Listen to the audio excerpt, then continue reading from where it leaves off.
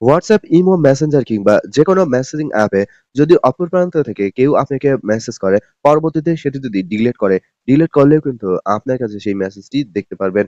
এমনকি যদি মেসেজ করে সাথে ডিলিট করে দেয়, সেটিও কিন্তু আপনি দেখতে পারবেন।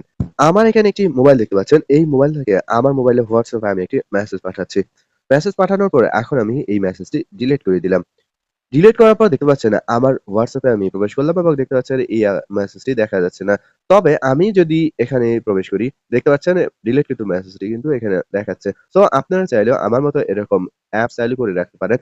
এই অ্যাপ চালু করে রাখলে যদি কেউ আপনাকে মেসেজ পাঠিয়ে ডিলিট করে, এরপরেও কিন্তু আপনার কাছে সেই মেসেজটি থেকে যাবে। চলুন দেখে নেই কি সেই অ্যাপস এবং কিভাবে অ্যাপসটি দিয়ে কাজ করতে হয়। অ্যাপসটি ব্যবহার করার জন্য প্রথমত আপনাদেরকে Google Play Store থেকে অ্যাপসটি ডাউনলোড করতে হবে। এর জন্য আপনি Google Play Store এ চলে আসবেন।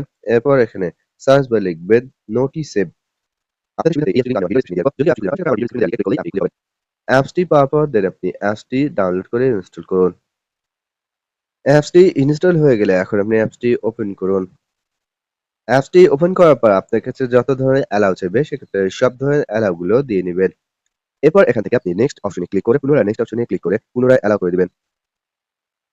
এরপর আপনাদেরকে নোটিসেভ অ্যাপটি অ্যালাউ করে দিতে হবে। এর জন্য নেক্সট অপশনে ক্লিক করে আপনার ফোনের সেটিংস থেকে নোটিসেভ অ্যাপটি বের করুন। এরপর সেটিকে অ্যালাউ করে দিন।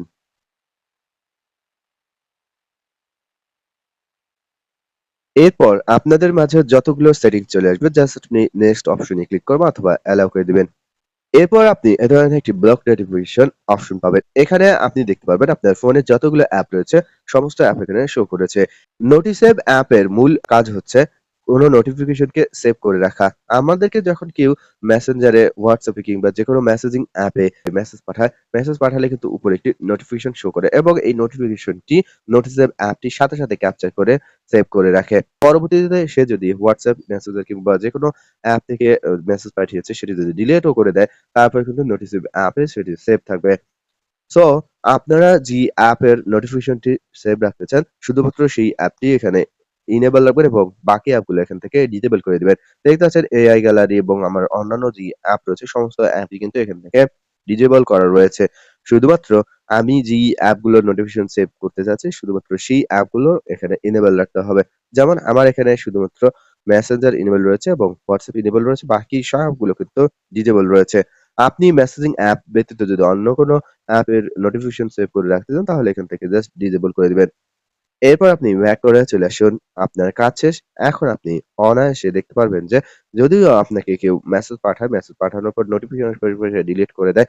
ডিলিট করলেও কিন্তু আপনার এই অ্যাপে সেই ডিলিটকৃত মেসেজটি